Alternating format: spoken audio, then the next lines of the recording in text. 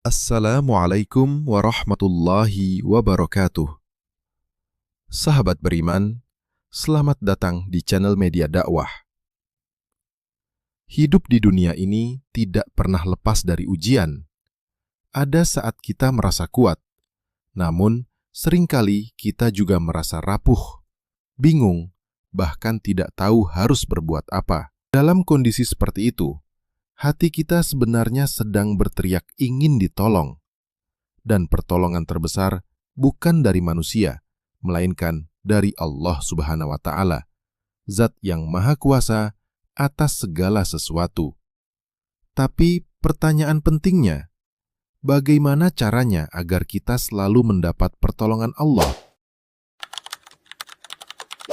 Allah Subhanahu wa Ta'ala berfirman dalam surah At-Talaq ayat 2-3, yang artinya, barang siapa bertakwa kepada Allah, niscaya Dia akan mengadakan baginya jalan keluar dan memberinya rezeki dari arah yang tidak disangka-sangka.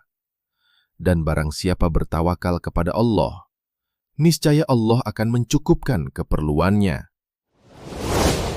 Sahabat beriman, takwa bukan sekedar ucapan, tapi sikap hidup. Menjaga perintah Allah, menjauhi larangannya, dan berusaha hidup sesuai tuntunan syariat. Takwa itu seperti payung di tengah hujan deras. Ia tidak menghilangkan hujan, tapi membuat kita tetap bisa melangkah tanpa terlalu basah. Doa adalah senjata seorang mukmin. Allah Subhanahu wa Ta'ala berfirman yang artinya, berdoalah kepadaku, niscaya akan aku perkenankan bagimu. Quran, Surah Ghafir, ayat 60. Sahabat beriman, doa adalah bukti kelemahan kita sekaligus tanda kita percaya pada kekuatan Allah Subhanahu wa Ta'ala. Karena itu, jangan hanya berdoa ketika sempit, tapi biasakan berdoa juga saat lapang. Dengan begitu, hati kita selalu terhubung dengan Allah Subhanahu wa Ta'ala. Rasulullah Shallallahu Alaihi Wasallam bersabda, Allah senantiasa menolong seorang hamba selama hamba itu menolong saudaranya. Hadis riwayat Muslim. Sahabat beriman, menolong orang lain tidak selalu dengan hal besar, bisa berupa senyuman, doa, tenaga, atau harta. Setiap bantuan, kecil atau besar, akan menjadi sebab datangnya pertolongan Allah di saat kita membutuhkannya. Bahkan, doa seorang muslim untuk saudaranya tanpa sepengetahuan orang itu akan dikabulkan oleh Allah Subhanahu wa Ta'ala, dan malaikat berkata, dan bagimu juga seperti itu. Tawakal berarti menyerahkan segala urusan kepada Allah setelah berusaha sekuat tenaga. Allah Subhanahu wa Ta'ala berfirman yang artinya, barang siapa bertawakal kepada Allah, niscaya Allah akan mencukupkannya. Sahabat beriman, tawakal bukan berarti pasrah tanpa usaha.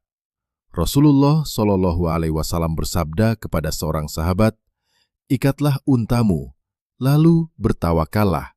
Artinya, usaha tetap dilakukan, lalu hasilnya diserahkan kepada Allah Subhanahu wa Ta'ala.